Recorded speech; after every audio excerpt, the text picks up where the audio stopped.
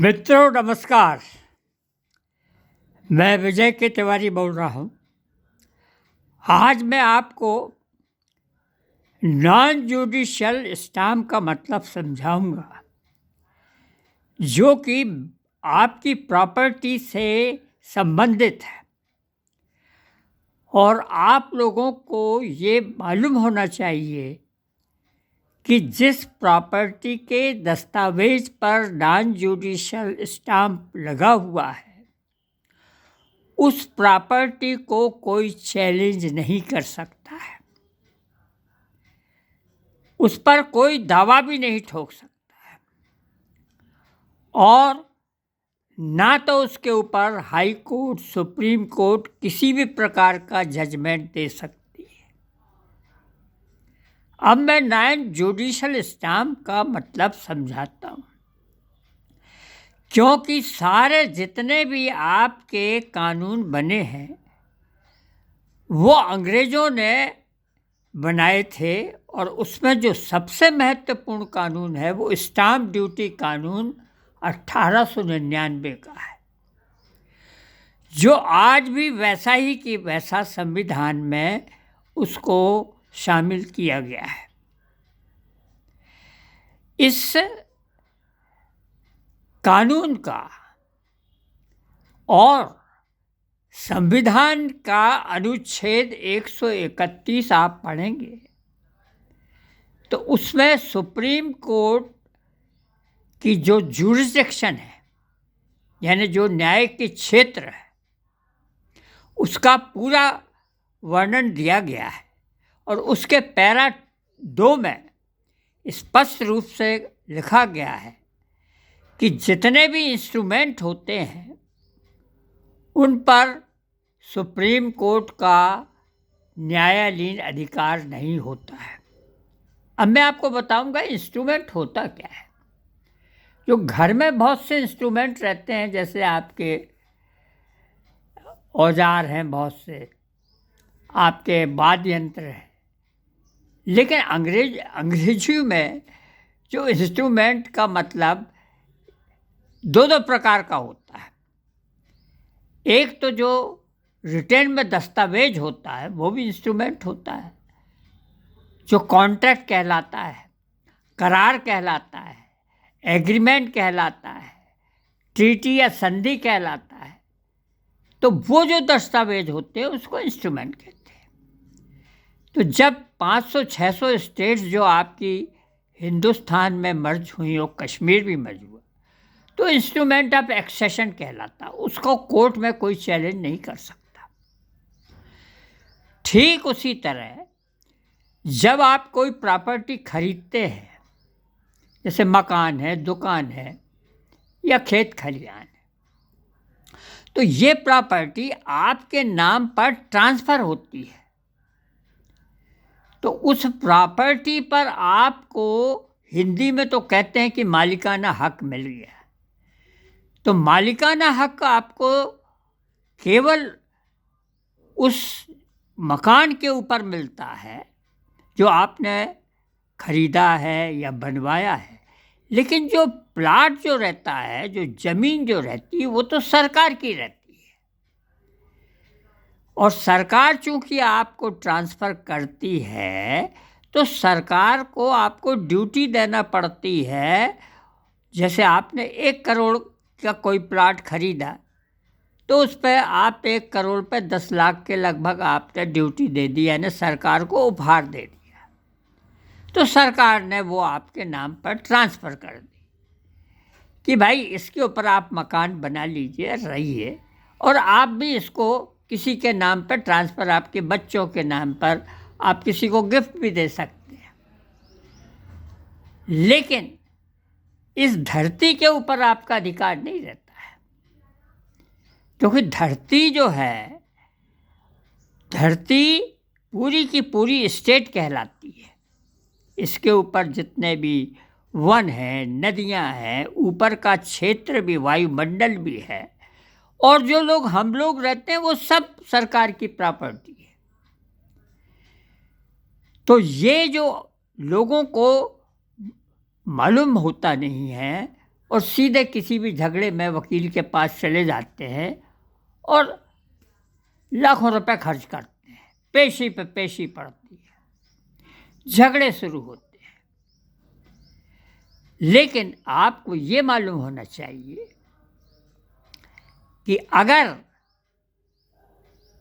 संविधान की धारा 19 के अनुसार किसी भी व्यक्ति के नाम पर, नागरिक के नाम पर जो प्रॉपर्टी ट्रांसफ़र होती है, जो ज़मीन सहित ट्रांसफ़र होती है, वो उसके नाम पर हो जाती है। मतलब वो उसको भी लीज पर दे सकता है, उसको बेच, हिंदी में कह सकते हैं बेच सकता है, अपने वारिसों को नाम कर सकता है और किसी को गिफ्ट भी कर सकता है। तो लेकिन गिफ्ट जब या किसी के नाम आप जब करते हैं तो उसके नाम पर स्टाम्प लगाना बहुत ज़रूरी होता है। जैसे आपने किसी को अपना मकान किराए पे दिया तो जो किराएदार होगा उसको उस मकान की कीमत के अनुसार, उसकी जो ज़मीन है उसका जो है उसके अनुसार उसको उस पर स्टाम्प ड्यूटी लगाना पड़ेगा। स्टाम्प ड्यूटी मतलब मैंने सरकार की ज़मीन है, सरकार को पैसा देना पड़ेगा और वो पक्का हो जाता है। और 11 महीने के बाद भी अगर वो चालू रहता है 4 साल 5 साल तो उसमें लिखित में देना पड़ता है उसको।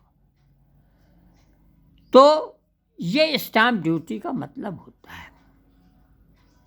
अब होता क्या है साहब कि जिन लोगों के पास स्टाम्प ड्यूटी का दस्तावेज लगा हुआ है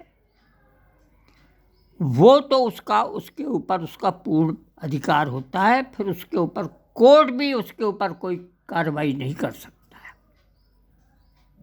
अब जैसे आजकल वक्फ बोर्ड का काम चल रहा है, वक्फ वाले कहते हैं कि साहब ये ज़मीन तो हमारी है, हमारा मालिकाना हक।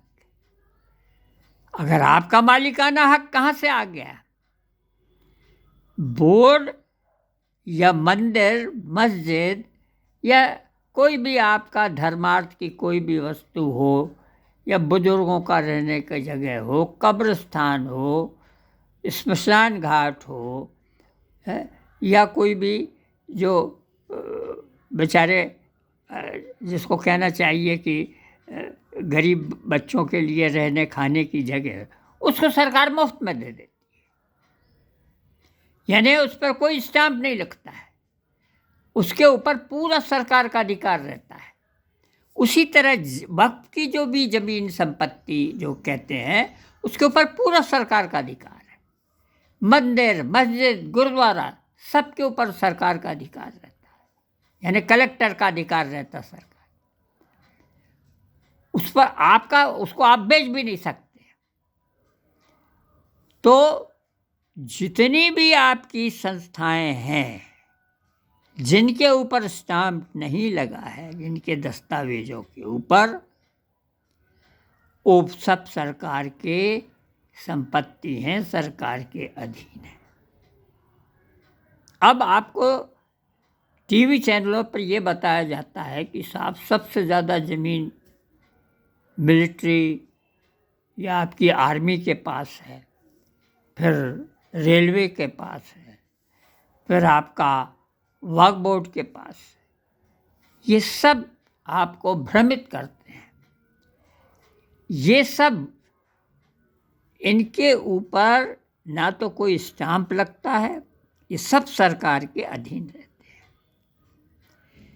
एक बिल्कुल संक्षेप में मैं आपको बता देता हूँ कि अगर जिस प्रॉपर्टी के ऊपर स्टाम्प नहीं है वो सरकारी संपत्ति है, और जिसके पास लगा है वो बिल्कुल कंप्लीटली उस व्यक्ति या दो व्यक्तियों के बीच में जो कॉन्ट्रैक्ट हुआ उसके अधीन रहती है।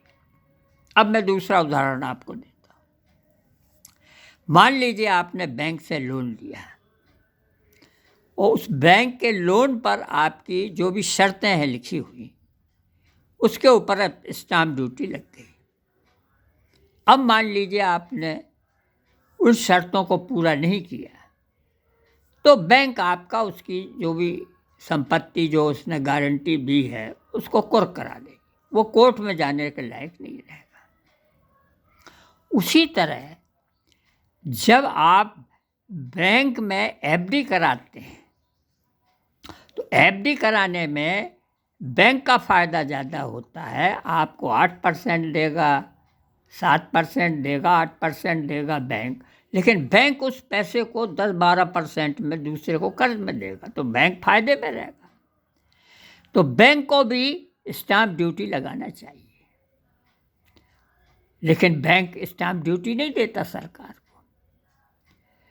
तो हमारे यहाँ ये इस तरह की जो गलतियाँ होती हैं, जो त्रुटियाँ होती हैं, कि स्टाम्प ड्यूटी का मतलब लोग नहीं समझते। अब मैं आपको बताता हूँ कि स्टाम्प होता क्या है।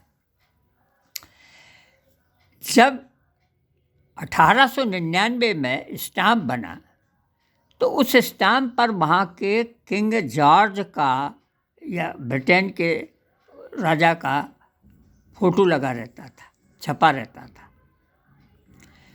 और ये कानून का नियम है कि कानून राजा के ऊपर नहीं लगता, रूलर के ऊपर नहीं लगता है कोई भी कानून। अब जब आपका देश स्वतंत्र हो गया तो प्रेसिडेंट ऑफ इंडिया के ऊपर कानून नहीं लगेगा और ना ही राज्यपाल या गवर्नर के ऊपर कानून लगेगा। यानी इनके ऊपर कोई भी जो है आपका सुप्रीम कोर्ट, हाई कोर्ट कोई भी फैसला नहीं दे सकते। प्रेसिडेंट ऑफ इंडिया केवल सुप्रीम कोर्ट से कानूनी सलाह ले सकता है, उसको माने या ना माने। सुप्रीम कोर्ट उसके ऊपर कोई भी लागू नहीं कर सकता। आपके प्रेसिडेंट ऑफ इंडिया, गवर्नर के ऊपर कोई भी कानून लागू नहीं कर सकता। अब होता क्या है कि अभी जो वक्फ का कानून सुप्रीम कोर्ट में लंबित है, चल रहा, अंतरिम चल रहा है, उसमें सुप्रीम कोर्ट ने एक आदेश दिया हिंदुस्तान के सारे ज़िलों के कलेक्टर को कि आप जो है वक्फ की संपत्ति पर कोई निर्णय नहीं लें। तो ये सलाह किसको दी उन्होंने? प्रांतों के, प्रदेश के, राज्यों के गवर्नर को दी है, जिसका प्रतिनिधि कलेक्टर होता है। तो आप कलेक्टर किसी भी शासनाध्यक्ष, गवर्नर, राज्यपाल को आदेश नहीं दे सकते। हाँ, सलाह दे सकते हैं कि भाई आप चाहें तो इसको रोक सकते हैं वक्फ की संपत्ति को, या चाहें तो उसको ख़त्म कर सकते हैं। आप उसको आदेश नहीं दे सकते। उसी तरह जो आपका इलेक्शन कमीशन है, कमीशन का मतलब होता है कि खुद प्रेसिडेंट उस पर बैठा हुआ है।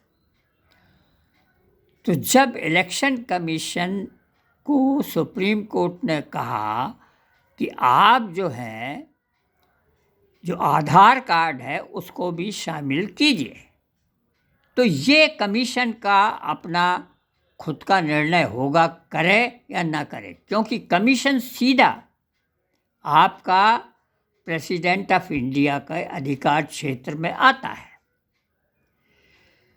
तो सुप्रीम कोर्ट का निर्णय जो है वो प्रेसिडेंट और गवर्नर के ऊपर लागू नहीं होता है, केवल वो सलाह दे सकते हैं, अब ये माने या ना माने। तो जो स्टाम्प का मतलब ये होता है कि जो शासनाध्यक्ष होते हैं वो स्टाम्प कहलाते हैं और उनके ऊपर कोई अधिकार नहीं रहता। अभी हाल ही एक हाईकोर्ट का मुकदमा हुआ जिसमें पृथ्वी इंफ्रास्ट्रक्चर को देवास में 15 साल की लीज पर ज़मीन दी गई और किसी कारण से वहाँ के खनिज विभाग के डायरेक्टर ने उसको कैंसिल कर दिया। वो कैंसिल नहीं कर सकता विभाग, क्योंकि वो तो गवर्नर, राज्यपाल ने दी है, उसके नाम से कलेक्टर ने दी है। लेकिन वो हाई कोर्ट में गया, हाई कोर्ट ने उसके खिलाफ मैंने अपना निर्णय दे दिया। तो इस तरह के घपले हमेशा होते रहते हैं। तो ये बहुमूल्य सुझाव मैं आप सभी को दे रहा हूँ और इतना बहुमूल्य सुझाव आपको कोई नहीं देगा। आप लाखों रुपए खर्च करेंगे तब भी आपको लोग भ्रमित करेंगे, आपका समय बर्बाद करेंगे। इसलिए मेरा आपसे निवेदन है कि इसको सब्सक्राइब कीजिए, कमेंट कीजिए, शेयर कीजिए, बेल आइकन दबाइए और जितना भी आपको सब्सक्रिप्शन में आप दे सकते हैं इसको आप दीजिए। और मैं आपका धन्यवाद देता हूँ। या आपको कोई भी अगर सलाह लेना है तो आप मुझसे लीजिए। मैंने इसमें 20 साल तक रिसर्च की है और आपको बिल्कुल करेक्ट आपको इन्फॉर्मेशन दे रहा हूँ। धन्यवाद मित्रों। जय हिंद।